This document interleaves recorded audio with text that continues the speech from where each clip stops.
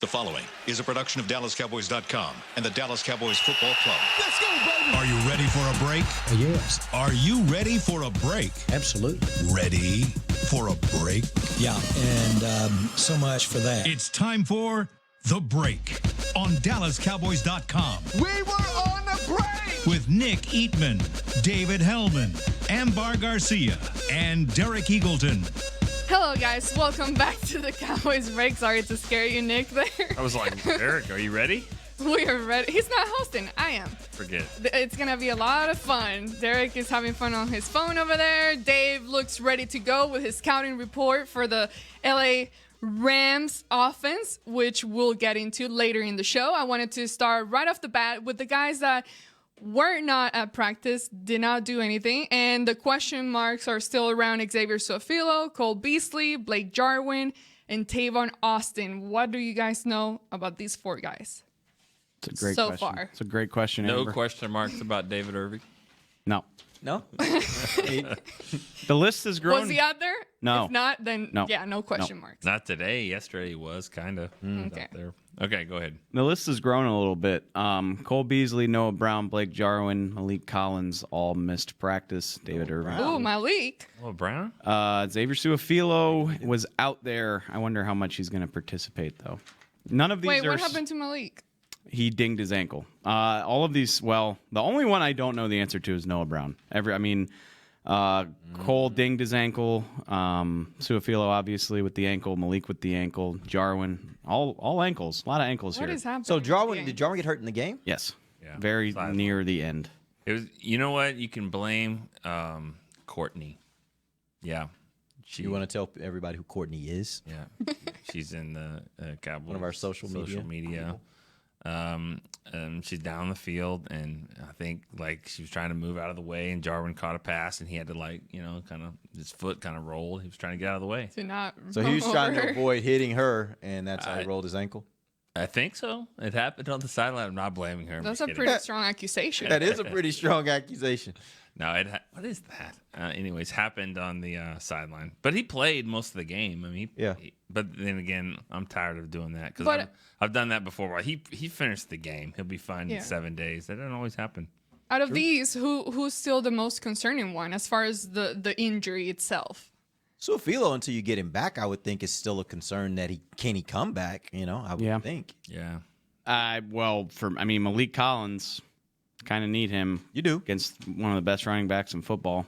So that's something to watch. Again, it's Wednesday in Cowboys world, so it's early. But that's definitely something to watch. He was not out there. I'll say this about Malik. It was a game earlier this year that Zach Martin left and had to come back and play, but Collins did it as well.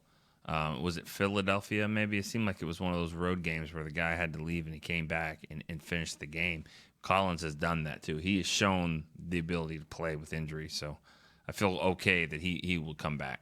Beasley's kind of concerning too because he didn't look 100% running around those And routes. his is a reoccurring one Yeah. too. And you've got Hearns definitely out, so they're already down receivers. Which Did they sign? Noah Brown is now part of the active roster. Alan Hearns is on injured reserve, and they Say that again. Who's a part of the active? Did roster? I said Noah Brown, didn't I? Yeah. I'm sorry. I meant Lance Lenore. Okay, got it. Yeah. Lance Lenore is on the active roster. They signed a kid. I already forgot his name. They signed a receiver to the practice squad in addition. Something Bradley. Michael Bradley. He's a soccer player. I mean, the good thing there is that you still got Cooper, you still got Gallup. Those are your two, Main ones. I think, most important wide Well, receivers. not even But- close. Brandon Riley. I'm sorry. He's on the practice squad now. But the part you have to remember is that those guys aren't necessarily the guys you use in the slot. So you really are counting on Beasley, Tavon to be the guys that can do that for you, and even Hearns. Hearns was a guy that you could play in the slot as well. So Lance. I know Nick see. doesn't want to hear that. I mean, we'll see. Lance. Yeah, we'll see He what can do it. happens. Maybe. That's low key, a pretty big deal. I mean, Beasley, he finished the game, but to Nick's point, especially with what you got to do as a slot receiver, bum ankle is not a great injury for that guy. So He makes his money off the Okay fact that with he's Lance. quick and he can get in and out of breaks quickly. It's hard to do that when your ankle's not right. Has Lance scored a touchdown this year? not in the regular season. Preseason, where? L.A. San Francisco. Oh, San Francisco. Where did he play? Yeah. Oh, Where did he play his best ball? really nice catch too. Training camp. Yeah. California. It's the West Coast. Likes the California. Cali. Yes. Cali. If That's the Beasley- crazy thing, though. Like we talked about yesterday, some of those guys that are good at practice and it just kind of doesn't reflect into the season, the regular season. He's one of those guys who has been really good with Dak during the offseason and just doesn't really translate. If Beasley can't go, Lance Lenore's got the next best skill set for what you want him to do, probably. Slot guy. Yeah. All right, well, Derek's face kind of says a lot right there, but I'm not gonna say it. Ken should have done a close-up on Let's you. let's go. week, All right. it's week 19. Well, a play. lot of talks LL. Going back to Cali. Here we go. A lot of talks about Dak Prescott, and this has been an ongoing theme for him this year. Questions surrounding him, and I just wanted to bring up this whole comment that Troy Aikman had on the ticket, saying in regards to Dak. He said he texted Dak, saying first postseason win of many, and then he went on to saying that he really believes that Dak is going to be the Cowboys quarterback for a long time, and he's going to find himself winning a lot of football games in January going forward. So I wanted to get your thoughts and reactions to what this type of comment means coming from someone like Say Aikman. in January. Yes. Yes. Okay. Wow. My eyebrows perked up when Did I it? read that. Yes. Absolutely. It's good. When I read Shocked that. me though. I mean, I kind of sometimes I take those things He's already kind won of as 2 in January this year. yeah. January 2nd. I kind of Yeah. I kind of take those things as that's just what. Giants game was December 30th. Dang it. Sorry. You Not didn't to get it right. burst your bubble. Yeah, that's right. No, I was thinking I kind of that, take those things as that's what you say as the Cowboys' former quarterback. I would expect Roger would say the same thing. Again, especially as long as once you see the writing on the wall that this is a quarterback, whether he's great or good, doesn't matter. If he's in that range, then you kind of give him that pat on the back that, okay, the mantle is now yours, young man. Go do with it what you – I mean, we heard the same thing once Romo kind of got into that area where then they started being like, okay, Romo, this is your thing. We think you're going to be good. Go be great, right? So that doesn't surprise me. It doesn't surprise me at all. I disagree because I think of two different things. One, all the respect in the world for Roger Staubach, but I mean, like he's I think of him as like the fatherly figure of these current Cowboys players. Yeah, he's not in the media. He's retired. He's so far removed. He's just making money. He's printing money. He's basically. printing money. Yeah. Good for him. Yeah. But he's so far removed that he's like, I don't really have a stake in this other than I want the Cowboys to do well, and I support. I mean, he was very supportive of Romo. Yeah. Obviously, he's going to be supportive of Dak. And then there's Michael Irvin, another guy who's like he's the team cheerleader. He's on. Like he's Cowboy. He's the team all the way. cheerleader, and that's good too. And I like it. Troy Aikman is somewhere in the middle. Like he obviously has a stake in the Cowboys. He's invested in their success. He's also a prominent member of the media, and if you've ever listened to him, I think he takes his impartiality and his objectivity and doing his homework seriously. So I think that it means more coming from him because I don't think he would More just than say it would from some of those other guys. Yeah. But I do think that he still is at the core. And again, this was on local radio, I think, here in Dallas, right? Yes. I think he still does, though. You know, I think he still has a vested interest in this team doing well. And I think he sees the writing on the wall that this is a good quarterback who knows if he'll be great. But he's a good quarterback, and so. But that's kind of my point. Is saying that he's going to win many games in January means he's going to be great. You don't win a lot of playoff games if you're not great. And so for Troy to say, I mean, do you call that? Do you call the guy that came right before Troy great? He won a whole bunch in January. What? Danny White. Oh, I thought you meant Tony Romo. He won 2. I said before Troy Aikman. I'm saying in this franchise. Winning in January doesn't always mean great. It means you're pretty good. If you're not winning in late January, early February, that's when you become great in this franchise as a quarterback. You're splitting hairs. You want to chime in, Nick? Many wins in January. No? I definitely don't want to go down the Danny White debate. Danny White wasn't great. Danny White was exactly. That's exactly right. But it's a different era now. I mean, Danny White was handed over a pretty good football team with no salary cap and just go win. Right. That he didn't elevate the franchise. So I don't ever say that he was better than Romo, ever. I agree with Dave, and I was going to kind of mention that part about the Aikman, where he falls in the Staubach and Michael Irvin and Dion and Emmett, and where everybody just goes in different spots. Irvin's on a different stratosphere, but I agree. I mean, when Aikman says that, Aikman knows he's going to be the quarterback for the future here.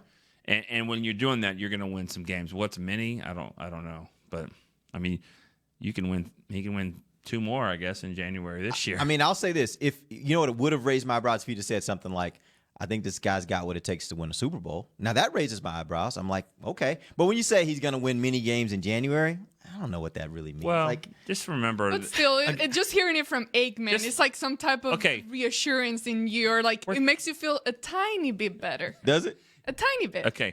But just remember where we are on. Not everyone is even convinced right now that he is the quarterback of the future. So who wouldn't be convinced at this point?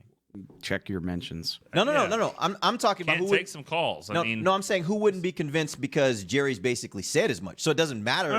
No. We're not talking about like the reality of the situation. We're talking about it in people's minds. Yeah. So I'm just saying that there's a lot of people not convinced Dak Prescott should be the quarterback of this team. And Troy Aikman, the guy that has won more Super Bowls than any other quarterback in franchise history, is saying that he believes not only will he be the quarterback for a long time, but he's going to be successful in winning games in the playoffs. I think that's something to be said for that. Also, this is semantics, and I don't care, but we should have that a headline on our website if we're talking this much about right? If you're going to win many games in January, you can only play 3 in January at a given time. So if you're winning many, that's over years, though. Okay, even still, in that first round. if you've got more than like 5 career wins in January, it means you've probably played in a couple NFC title games and a Super Bowl or 2. Yeah, I mean, honestly, Aaron Rodgers only has 9 playoff wins. Honestly, I think we're just kind of like, I'm not saying that it's not relevant that he says it. My whole point is just it didn't shock me. Like to me, this it's is just hilarious like, because okay, you're great, usually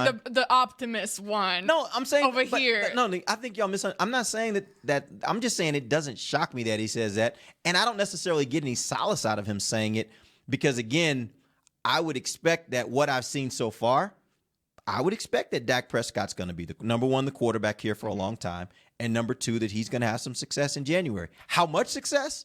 That's the golden question. Because if he's winning wild card weekend, 5 times, 4 times in his career, but never gets beyond that, that's going to be a failure in this franchise. So. I thought it was a firm statement when he didn't need to say something that firm. Failure. That's all. A failure? Yeah. No, I think in this franchise, that will be looked at like Tony Romo. Yeah. People look at him as a really good quarterback, but you talk to fans, and fans still think that when it comes down to it, he never won enough for them to put him in the category of being a great quarterback here, right? Yeah. I guess the word failure is a little strong. I mean, because to me, a guy that just kind of wins in the NFC, wins the wild card, maybe divisional round. Not divisional, because we still haven't even. Right. Well, I'm basically what I'm trying to say is that, like, is Phillip Rivers a Hall of Fame quarterback? I don't know. That's kind of what his whole career. That's a tough thing to do. Yeah, but it's a tough thing to do. I get the Chargers and the Cowboys are on way different levels on expectations. Yeah. Maybe they shouldn't be, but but the thing is expectations about what's happened so far, right? Yeah, but fans, their expectations are based off of what they remember growing up, and that's not the reality that it is right now. Whether the Cowboys have 3 playoff wins in 9 years, I don't even know where that would rank in all the teams. I would say maybe in the middle. Probably in the middle, I would guess. That's not great because you got some teams that are going to get 3 in January. New England gets 3 a year sometimes. Yeah. So it's probably mid to, like, I would put it probably in the low 20s. 17. Oh, low 20s? Like, I was going to say like about 18, 19. Somewhere between 17 and 22, I bet. I would guess. In the last 10 years, how many playoff wins? Just off the top, like New England comes to mind. True, because Seattle comes to mind. Anybody that makes the playoffs is getting 3. Yeah. Makes the Super Bowl. That's 3. They got 3 just in that year they made the Super Bowl. Or at least 2. Yeah, 2. Yeah, at least 2. All right, let's go ahead and take our first break. When we come back, we'll get into the whole Rams offense. And also, if you want to hear some answers to whatever questions you may have, hit us on Twitter at Cowboys Break. If you're like me and you love... if you have a thing, then cutting the cord is scary. But then I found out I could switch to DirecTV Now and still get the live sports I love. No satellite needed, no bulky hardware, no annual contract, just... Get the live sports you love. Try DirecTV Now for $10 a month for 3 months. Visit DirecTVNow.com. DirecTV Now. More for your thing. That's our thing. Use code REALDEAL. Limited time. Price for little package. After 3 months, renews monthly at full price. Currently minimum $40 unless canceled. Prices may change. New subscribers only. Cancel anytime. Content varies by package and may be limited. Restrictions apply. Do you want the most interesting, up-to-the-minute Dallas Cowboys news straight from the Star in Frisco? How about exclusive and on command? That's right. News and nuggets you can't find anywhere else. With our exclusive Cowboys content on Alexa, you can have all the answers, secrets, stories, and more. What's Stephen Jones thinking during a game? What's Joe Looney's favorite pregame meal? We take your questions to Cowboys players and coaches, and you can hear the answers directly back to you. Just say, Alexa, open Dallas Cowboys. Star Sports Tours is the only official fan travel partner of the Dallas Cowboys, offering exclusive game weekend travel packages with sideline access and photo ops with current players, alumni, and cheerleaders. That's not all, though. You'll get to talk X's and O's with Senior Director of Player Personnel Will McClay, and of course with yours truly, me, Brian Broaddus. You can trust the official fan travel partner of the Dallas Cowboys, and with us, you'll travel like a pro. Visit cowboystravel.com to book your travel package today. Want to use what the pros use? How about the official men's skincare brand of the Dallas Cowboys, Jack Black? Right now, you can get the Jack Black Playmaker, a curated collection of Cowboys locker room favorites for just $10 with free shipping. The Playmaker includes 4 Jack Black skincare favorites, plus a full-sized Intense Therapy lip balm and a Cowboys can cooler. Go to getjackblack.com/Cowboys and use the code word Cowboys. The Jack Black Playmaker, $10, free shipping. While a player can look good on paper, it's when he's out on the field that you really find out what he's made of. That's why the Cowboys rely on more than just stats and scouting reports when building their team. When picking a tractor, it's why you should rely on more than just specs and features. You've got to take it out and put it to the test. The Cowboys did when they named John Deere their official tractor. Experience one for yourself. Visit myjohndeeredealer.com/football. Back to the break. We are back, man. The breaks are horrible around here. Our breaks, we have some fun conversations. I just want to talk about that. I want to talk about that. I don't want to talk about You really the want Rams. to talk about that? No, I don't. I don't. All right, go ahead. Number 2. Okay, getting back into... Brett Maher. Yeah, we're going to talk about him. Yeah, go. All right, LA Rams. The Cowboys are facing them this weekend. That team right there finished the season 13-3, first in the NFC West. They are coming off a bye week, and now the Cowboys have to face them at their home, which is Cowboys semi-home as well. Yeah, Wow. I'll allow Okay. it.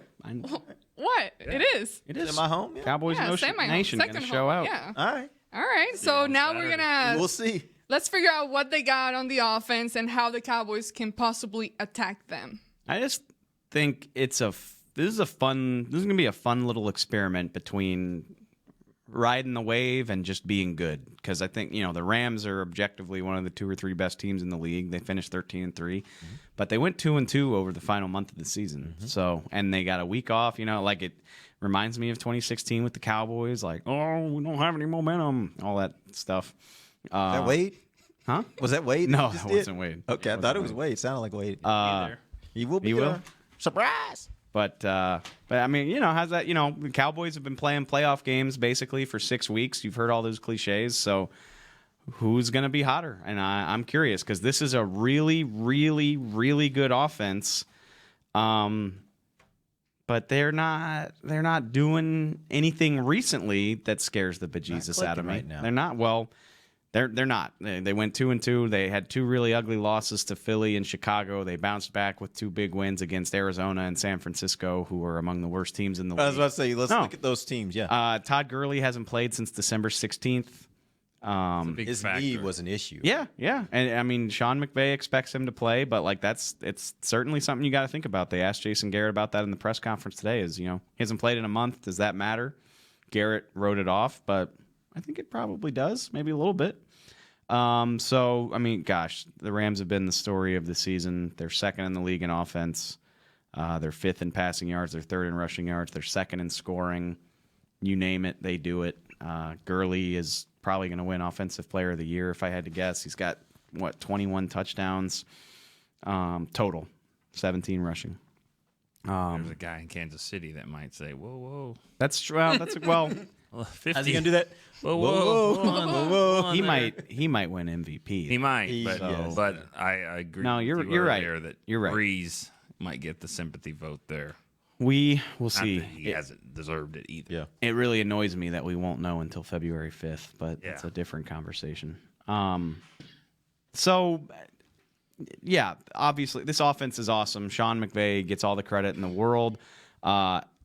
Everything flows through Todd Gurley, in my opinion. This team leads the league in play action percentage. They play fake on 35% of their snaps. I think that's a big part of why Jared Goff has been so much better since Sean McVay took over.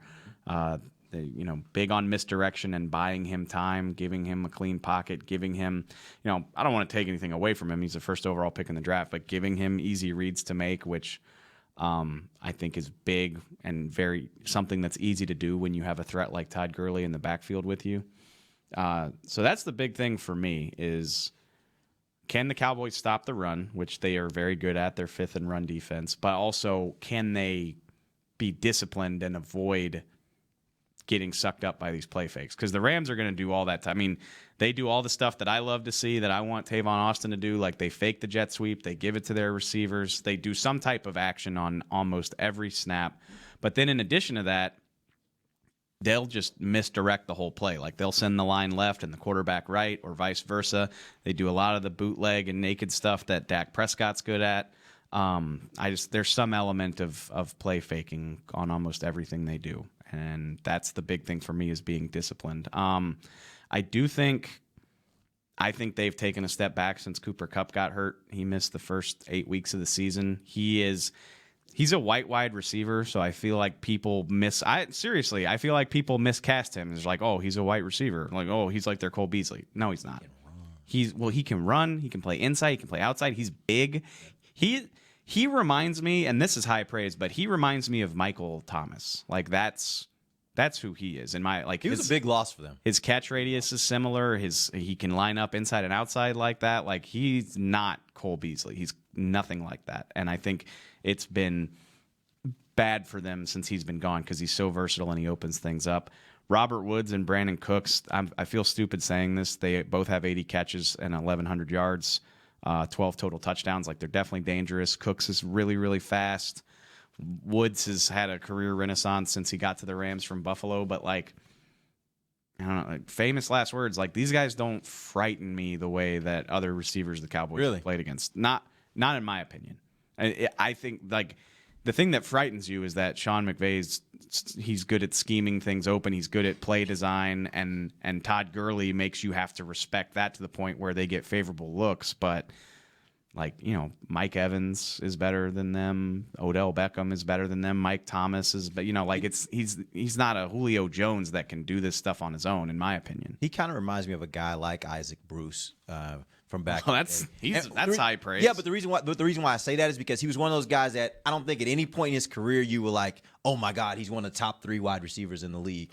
But he's a guy that in any given game can go off on you. And I mean, even on his team, for a lot of years, Torrey Holt was considered to be the better of the two. Isaac Bruce to me was a very, very quality wide, and I think that's the same thing I think about Woods. But nobody ever says Isaac Bruce or Holt or Warner, but it was the combination of all of them with Marshall Faulk, and I think that's the key being Marshall Faulk. Yeah, right? Yeah. But with the play action, I mean, because of Gurley and all that play action, then it makes Woods a better receiver. It makes the speed. Absolutely, and they're going to get favorable looks, and that's what makes them dangerous. And all I'm trying to say is I don't think they are take over the game type of talents like an Antonio Brown, which, I mean, obviously he's the best receiver in football. So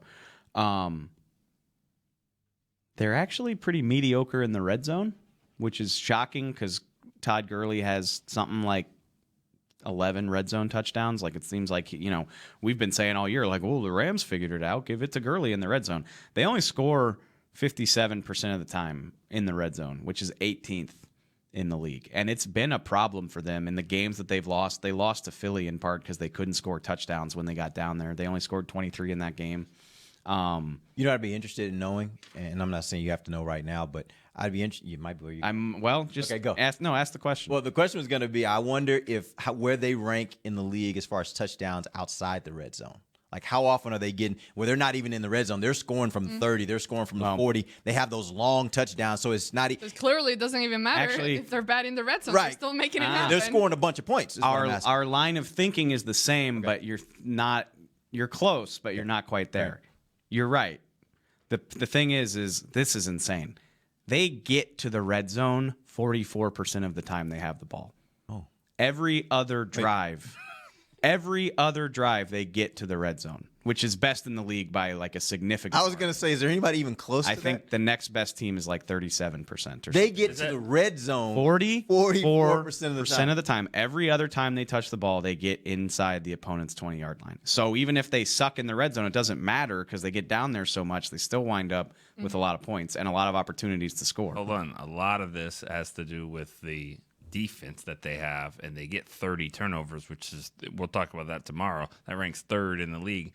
I guarantee a lot of those are turnovers that are down in the red zone, and they've had some starting field position probably favorable, which helps that. I'm not saying that they're not good at driving. No, that's a good point. Defense is helping them get the ball in short field sometimes. But I feel like I definitely highlight it every week, but that's what the Cowboys do well is red zone defense. That's really their calling card. Like they don't force a lot of takeaways, at least not in the grand scheme of the league. Yeah. They're not getting 3 and out all the time. They buckle down in the red zone. So they're probably going to have to do it this week, I would guess. I would guess the Rams are going to be down there a few times, and it's just about how you respond to that. 44%. I mean, when I read that, I'm glad that resonated. I wonder where that ranks like in the history of the NFL. That seems extraordinarily high, but Derek Shook. Shook. I really think this all comes down to Todd Gurley. Shocking analysis, I know. Great stuff. I know, just really hard-hitting stuff, but he hasn't played since the 16th. Since December 2nd, he's got 23 carries for 76 yards, which is kind of amazing when you think about he's still finished, second or third in the league in rushing. I mean, he was right there in the mix. What exactly was his injury? I know it was to his knee, but was it a sprain, like partial tear? Do we know anything about it? I don't think he tore it. I think it was like a sprained MCL or something like that. I don't have the specifics. I'm sorry. But he has sort of been shut down since December, which has been fine for them because they were already in the playoffs on December 2nd probably. But obviously they want to run the ball. They're really good at running the ball. They average 130 yards a game. So and the Cowboys pride themselves on their run defense. So obviously it's big in that regard. But again, that's the Rams. That's like their whole reason for being is to play fake, set up Gurley, and use that to give Goff time and space to work with. And if they can't do it, I don't trust him, straight up. I don't trust Goff to put the team on his back, so to speak. All right, well, here's a question from Twitter. Were you done? Sorry. I think this will be interesting for Derek. I think we've talked about it at times over the season, but we talk about all the jumbo personnel and 12 personnel.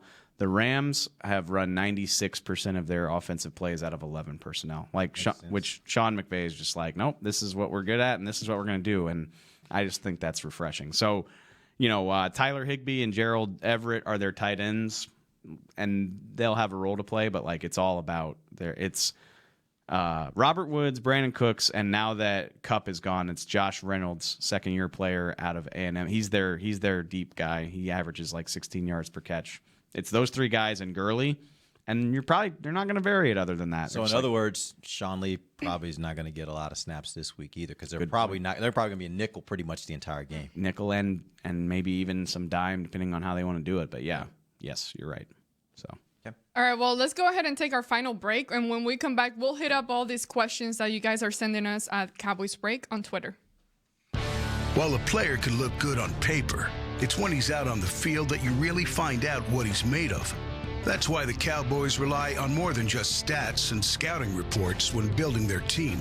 When picking a tractor, it's why you should rely on more than just specs and features. You've got to take it out and put it to the test. The Cowboys did when they named John Deere their official tractor. Experience one for yourself. Visit myjohndeerdealer.com/football. It's time for Tailgate with the OtterBox boys. OtterBox, the makers of those crazy protective phone cases? The one and only. They're also wild about protecting parking lot parties from sad drinks. It's why they made elevation tumblers. Rumor around the crockpot is they're made from stainless steel with a copper lining to keep temps hot or cold. True, they even come in 7 different sizes, up to 64 ounce, the growler.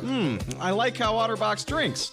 Thinks. And that's been Tailgating with the OtterBox boys. Check out all the colors and sizes of their elevation tumblers at otterbox.com. Want to use what the pros use? How about the official men's skincare brand of the Dallas Cowboys, Jack Black? Right now, you can get the Jack Black Playmaker, a curated collection of Cowboys locker room favorites for just $10 with free shipping. The Playmaker includes 4 Jack Black skincare favorites, plus a full-sized Intense Therapy lip balm and a Cowboys can cooler. Go to getjackblack.com/Cowboys and use the code word Cowboys. The Jack Black Playmaker, $10, free shipping.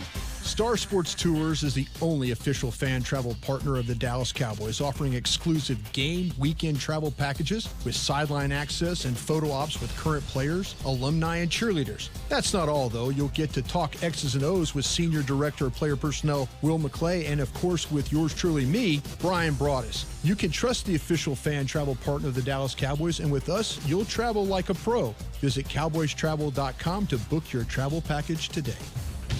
A man's Stetson doesn't just protect him from life's elements. It projects an unstoppable and legendary spirit, just like the men wearing silver and navy on the field every Sunday. Since 1865, Stetson hats are American-made with pride right here in Texas. They are still the official crown of all self-respecting Cowboys. And Stetson is proud to be on the field with America's team. Find Stetson hats in the Pro Shop or at Stetson.com today. Back to the break. We have been to the Coliseum, I think, the last 2 years, or two of the last 3, not this year. For preseason games. Do we think that that's going to be the same atmosphere as what we'll have Saturday night? No. Why? Because it's the playoffs, and there's a big difference there. Yeah. That difference is the same difference when you go and you get your Michael Jordan underwear over here or Tommy John. The difference between the regular underwear and Tommy John underwear is the difference between a preseason game and a playoff game. It's just better, just more intense, just covers more bases. TommyJohn.com. Intense underwear? Never heard underwear described as intense. It is. Extras. I will say. I like the idea of intense underwear. It is. It's intense. The atmosphere in the 2016 game between, it was the Rams' first game back in L.A. and it was the Cowboys and all preseason? It was a nice environment for a preseason game. It was. But it's not. This is going to be a few levels up. So that other underwear is nice and good, but, which is part of the package that it covers, TommyJohn.com/Cowboys. You get 20% off your first order. It's the difference between a regular game and a playoff. I got a question for you guys. I can't remember. Is this the stadium where we had to walk? Yeah, we have to walk 90. Okay, so Tommy John, good day to wear some Tommy. Good day to Wait. wear. Right. It is that stadium? I think it's that stadium. Oh my God. You remember that? You have we had got to walk be all the kidding way me. up. Yeah. 90. You guys went the wrong way because there's stairs on the outside of the facade that you have to take up, but you don't have to do that. There's an elevator through the stands. We went through the stands. Yes, and walked all I the had way to up. pause at one point, literally pause, take a break. Okay. I caught you one time when you actually fell backwards. It was a lot. did You not don't fall. have to go that way. But Okay, yes. good. Yeah. All right. Well, you talked about Gurley. We know what Zeke can do. So here's a question between these two guys. If you were a defensive coordinator, which of these two scares you the most of what they can do on the field for this upcoming Gurley or who? Zeke. Oh. Between the Cowboys and that is not an easy question to answer because of the style that they play. And if you had big guys up front, if that was the kind of defense you had, playing like a 4-3, and you had, I would think it would be, harder to go up against Gurley because of if you had the speedy linebackers and stuff like that. But because Zeke is tough in between the tackles, Gurley kind of gets you all over the place. But to answer the question, I would say probably Gurley would be a little tougher. I think it's Gurley, and I think it's mainly, but it's the scheme. It's the scheme that he plays in. I think they accentuate his strengths a little bit better than the Cowboys do. I've said that a million times. And I mean, Zeke had 72 catches or 77 catches, and he's been amazing. I think there's ways to utilize him even better. Against the Cowboys, I think about how they sent Gurley down the seam and split the safeties and turned that game on its head. What was that, like a 55-yard touchdown or 40-yard touchdown? You don't see Zeke doesn't do stuff like that, and I know for a fact it's not that he can't.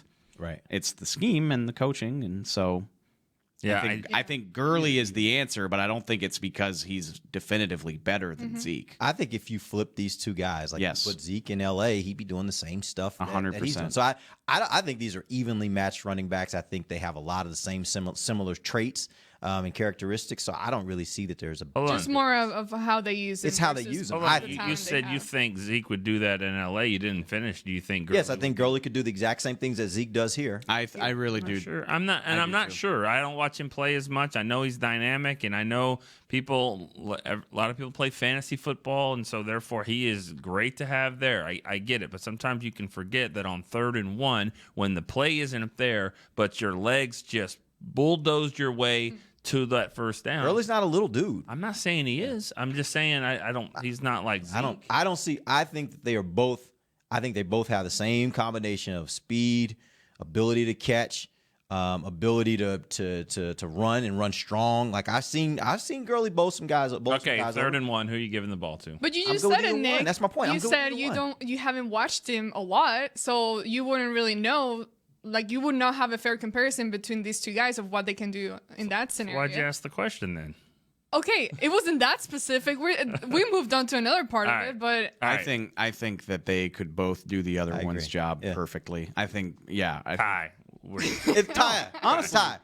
You're splitting hairs, and I mean that's not what you want to hear in this hot take society. But they're both pretty damn good. Sorry, newsflash. Well, I think the good way to look at it is what you said. Just looking at how each team uses them and what scheme they use. That's a better way. As far as you being, let's say, quote unquote, what this person asked, a defensive coordinator, then you would care more about what they're doing in LA. I'm not the Cowboys are not as good on offense as the Rams are, obviously, but it has not been in the time that Zeke's been here, even when their offense was much better. It's not their MO to zip up and down the field either. That's not the way they want to play. Yeah. So, all right, here's another question, and we'll get into the Rams defense and what they're doing tomorrow. But do you guys think that the Cowboys should put Cooper in the slot in some plays versus the Rams? I like moving Cooper all around. I mean, and I think he can do it. I think anything you ask him to do, he can probably do it. So especially if you've got some issues now where you're worried about the health and how much you're going to be able to use guys like Cole and Tavon and obviously Hearns being out, I actually think that the more you can do with him to move him around so teams can't get a beat on him being in one spot is better. And so, yeah, I would definitely do that if I were making the decisions. Well, the thing is that you have to worry about is are you making your offense better by doing it? Because, when he's on the outside, pretty much where Cole is going to be or Austin, if they're going out there as slot guys, they're not really that great on the outside, especially Beasley. So by whatever you gain by putting Cooper in there, are you giving something up by Beasley on the outside? Yeah, I think the thing to consider there is how is the defense going to play you if you move him into the slot? Are they going to travel a guy with him, or are you now going to get their third best cornerback if you put him in the slot? And if that's the case, then it doesn't matter who you put on the outside. The fact is he's getting a favorable matchup, especially if they're going to play man against him like that. So it's all a chess game, right? You're kind of doing what you're doing, and you're seeing how they're responding to it, and then you're making adjustments off of it. That's the thing about having Beasley is that, you kind of know where he's going to be, at least where he's going to start out in the middle of the field. But, Tavon's not really that way because Tavon's got the speed. We've seen a couple times, not a lot, but we've seen that he goes vertical. I have a feeling he's going to ask for some of those this game. He's ready. He's going to be ready. I'm hoping this is that game. I've been saying all year, there's going to be a game at some point you're going to look back at, and it's going to be like, that was the Tavon game because – that's why you get him. It's not going to be That's what I'm saying. It's not going to be every week. Like he's not that kind of player. But my hope is that there's going to be one or two times in a season where you're like, that was a game where they won that game because of Tavon Austin.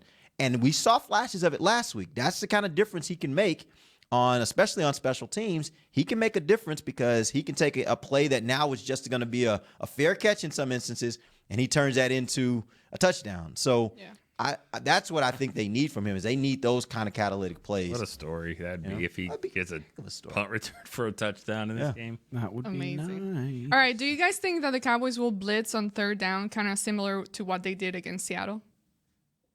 That's different because Carson or Penny or whoever they got is not Gurley, and that's what when you have backs like that catch out of the backfield, it's tougher to blitz because they do have send 7 guys. Watch this. I just dumped it over their head. They like the screen, right? They so really do. It's a different type of situation for sure. We say it all the time. Third down, you blitz twice in a row, and then on the third one, you don't. You play a prevent defense. I mean, you're just trying to confuse Goff. As good as he is, as talented as he is, as Dave said, he's still young. I mean, he's a young quarterback. I'm interested, though. It's funny, NFL, all NFL players, there's a one-sentence scouting report that every fan can regurgitate, and the line to this point in Goff's career is that if you get in his face, he's going to fold. That's the perception, at least.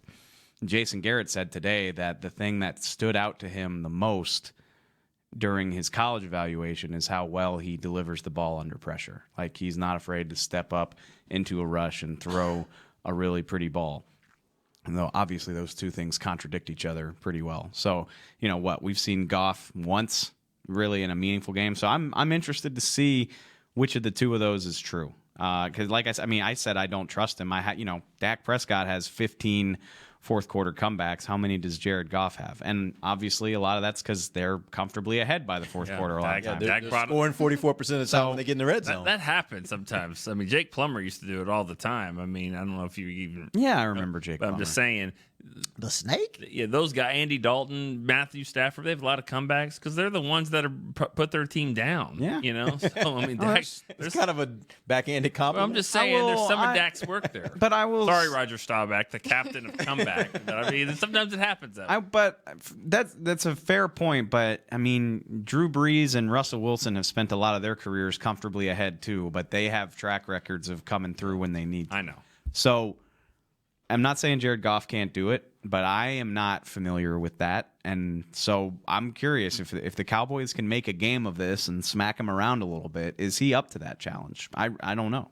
I really don't. I mean, you think about a guy like Aaron Rodgers. He's made a living off the fact that you get to that 1:37 left in the game. They get the ball. They're down by 3. And he's going to win. Don't know nothing about that. That's what I'm saying. You could say that they have a little part in it, but there is still something to just knowing when you get the ball with a little bit of time left and you're down, if you got a quarterback that can deliver, it matters. It matters in the NFL. And that's I don't want to give too much away because I'm writing about it later this week. But this is a real fun matchup in terms of narratives. Because I mean, the narrative for a year and a half is that Sean McVay has revolutionized the world of football, and the world, just everything. The world. He's going to solve the crisis in Mr. Worldwide. the Middle East and everything, like all that. He's going to everything. But if he loses this game, then he's 24 and 8 in the regular season with 2 1-and-dones in the playoffs. How does that look? When he had a bye, yeah. No, he didn't have. No, I'm saying this year when he's had a bye. Either way, both of his teams that were so good in the regular season that got home games that would have wouldn't lost. look good for him. Whereas to be, I want to be objective. You can say the same thing about Jason Garrett. If he wins this game, he's the guy that got the Cowboys back to the game that they hadn't been to in 20 years. And if he loses, then he's 0-3 in the divisional round. More the same. Yeah. And he's a choke artist. And that's not me saying There's that. That's a lot on the the line for these teams outside of just the win. Huge. Who do you think it would be more excited about their team winning? Tavon Austin or Wade Phillips? I mean, they will dance differently after the game. I would like to think But Wade, I would think about that. I would like to think that Wade Phillips has kind of made it peace with what happened here. Like Think if about he's how many still, teams he's been on, Yeah. been fired from. Like not only got that, a lot but- of those and targets around the he league. won right? he won a Super Bowl with one of the Cowboys' best players. Like if he's still that He got bitter the about last it, laugh and- I get that part. There's been some time, but that guy over there, Jason Garrett, is the guy that was on his staff. Oh, sure. And now all of a sudden, when it went down, he got to be the head coach. I think it's Tavon. I think it's Tavon. I- And it's still fresh for Tavon. Don't That's the get me thing. wrong. Well, Wade has had years of kind of dealing with that. This is fresh. They gave you for that Tavon. fist pump. I'm sure part of Wade will always be happy to beat the Cowboys, but like Tavon, it hadn't even. Definitely a different kind of satisfaction. But I would go with the coaching part. I would say Tavon because it just hasn't even been a year since they shipped him away, and he's a first round pick, top You're 10 right. pick that hasn't lived up to This the is billing. the first time he's getting. And a I chance guess to go Wade back does this and every week. try to prove Right? that. What? he made a mistake. I bet every week Wade. Yeah, that's what I'm saying. How many times has he coach been there fired? too? Yeah. It's probably surprise. All right. Oh dang, we're done. We are done. We ran out of time. We'll be back tomorrow, though. We'll keep answering some of y'all's questions. And thank you, guys, for sending those in. And Dave will give a scouting report on the Rams defense tomorrow. So Aaron Donald, he's good. Good player. He's all right. Has He's all been right. for a long time. For Derek Eagleton, Nick Eamon, David Hellman, Amber Garcia, this has been The Break on DallasCowboys.com radio. This has been a production of DallasCowboys.com and the Dallas Cowboys Football Club. How about this, Cowboys?